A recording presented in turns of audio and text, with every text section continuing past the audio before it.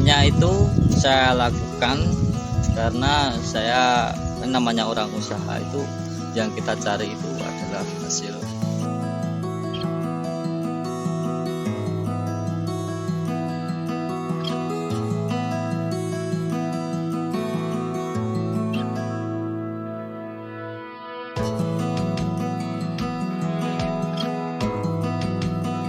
Halo, selamat pagi. Assalamualaikum warahmatullahi wabarakatuh. Kembali lagi bersama saya di channel Sinautan. Pada kesempatan kali ini saya akan mengulas dan membahas bagaimana cara mempertahankan jagung kita agar tetap subur dan tumbuh maksimal.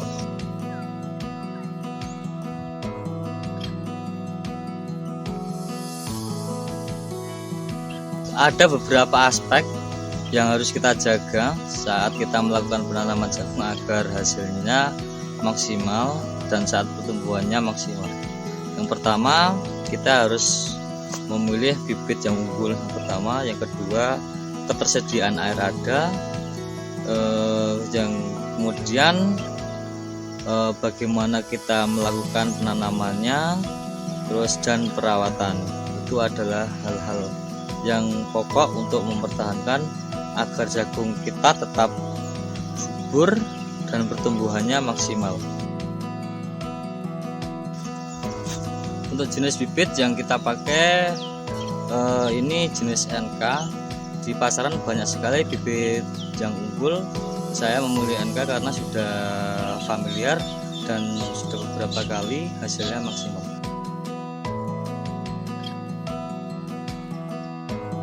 Untuk persediaan air, saya sendiri di sini mempunyai sumber mata air sendiri. Alhamdulillah sudah cukup untuk memenuhi kebutuhan tanaman jagung. Selain kita mengandalkan dari air hujan, itu untuk air persediaan air.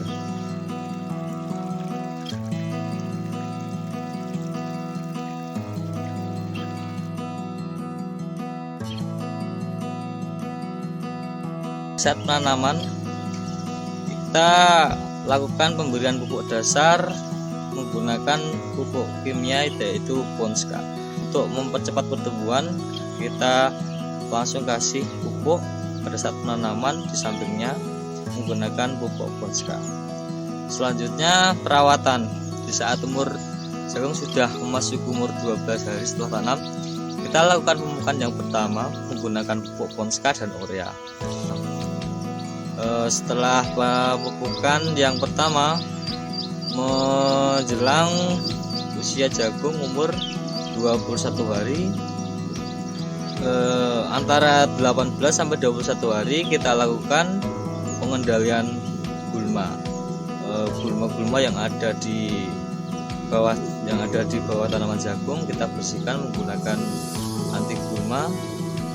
Selanjutnya ketika jagung sudah memasuki umur 21 hari sampai kurang lebih 25 hari, kita lakukan pemupukan yang kedua, yaitu menggunakan Ponska, urea, dan TSP 36. Itu tujuannya apa? Pada saat masa vegetatif tersebut, jagung membutuhkan nutrisi khususnya pada daun dan pertumbuhan batang. Itu pada pupuk Ponska terdapat kandungan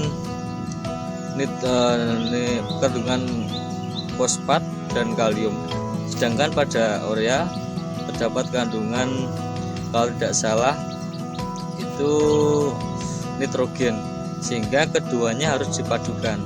Terus tidak kalah penting lagi itu kita kasih organik agar tanah kita nanti bisa menjadi subur.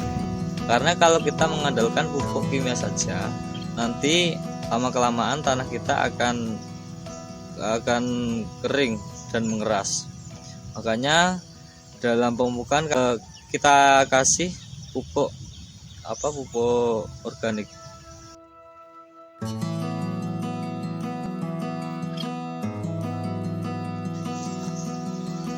Kemudian setelah kita lakukan pemupukan yang kedua, sudah tidak kalah penting lagi kita lakukan pemberian nutrisi kembali melalui daun ketika jagung masih umur antara 30 hari sampai 35 hari itu kita kasih pupuk daun.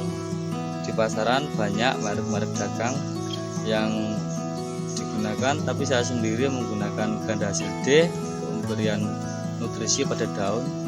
Juga tidak kalah penting lagi yang selalu saya pakai itu adalah anti jamur, juga kita gunakan untuk meminimalisir nanti ketika diguyur hujan dan dari bawah kita masih ada sisa-sisa mungkin urea, sehingga kita lakukan pencegahan untuk diserang jamur.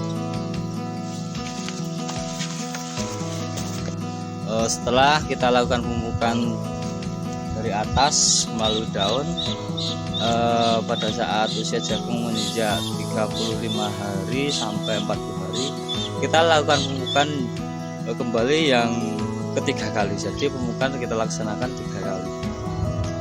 Porsinya sama, kita menggunakan pupuk Ponska, urea, dan SP36. Dan tidak kalah penting juga untuk mempertahankan kesuburan tanah, kita juga lakukan pemberian organik. Jadi organik saya rasa juga cukup efisien juga untuk mengembalikan kesuburan tanah, karena dalam organik terdapat mikroorganisme.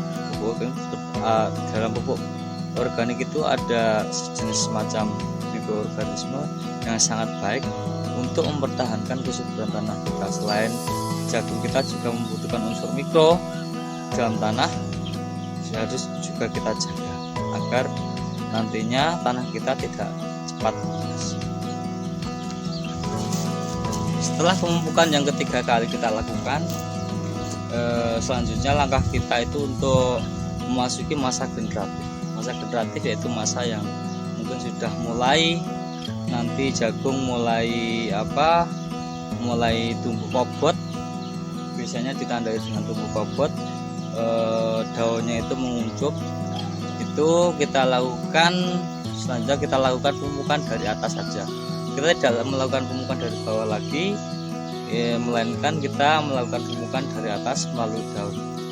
Pada saat umur jagung sudah menginjak usia tersebut, kita menggunakan pupuk daun, yaitu yang biasa saya gunakan, menggunakan ganda hasil B.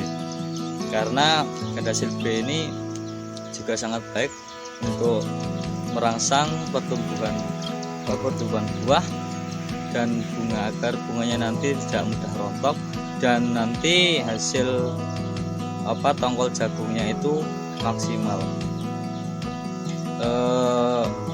Yang saya tekankan lagi, pada saat kita penyempraian sebaiknya kita lakukan pemberian beberapa obat sekaligus, yang saya tekankan, karena kita untuk menghemat waktu. Biasanya untuk pemberian nutrisi pada saat masa generatif ini saya lakukan beberapa kali, maksimal kita lakukan 10 hari sekali. Biasanya seperti itu. Misal tanggal 1 kita lakukan pemupukan ganda hasil D, terus nanti maksimal tanggal 10 kita lakukan juga penyempraian kembali, itu agar nanti tongkol jagung bisa maksimal. Menanam 3 kali, alhamdulillah hasilnya maksimal, dan itu pun saya tidak lepas dari belajar, karena saya masih belajar. Saya sering membuka referensi dari berbagai sumber, baik itu melalui internet ataupun kita bertanya-tanya pada sekeliling kita. Di daerah Rembang sendiri jagung sudah termasuk bagus. Jadi ketika saya bertemu sama petani jagung, biasanya saya tanyakan bagaimana sih agar jagung itu tetap bagus, pertumbuhannya maksimal, tongkolnya maksimal. Saya sering sekali menanyakan hal itu kepada teman-teman yang ada di sekitar saya, karena saya sendiri masuk di dunia pertanian juga baru. Semuanya itu saya lakukan karena namanya orang usaha itu yang kita cari itu adalah hasil. Bisa kita lihat sendiri jagung yang saya tanam ini terlihat subur dan pertumbuhannya maksimal. Umur jagung ini kurang lebih saat ini umur 40 hari, kurang lebih 40 hari. Kita tanam mulai tanggal 15 Mei, Juni 15 kemarin, berarti 30 hari ditambah sekarang tanggal 25, berarti saat ini umurnya 40 hari persis kalau tidak salah. 40 hari persis. Bisa kita lihat sendiri jagung saya, pertumbuhannya bagus, alhamdulillah. Mudah-mudahan ini nanti bisa bertahan dan tidak terkena penyakit suatu apapun.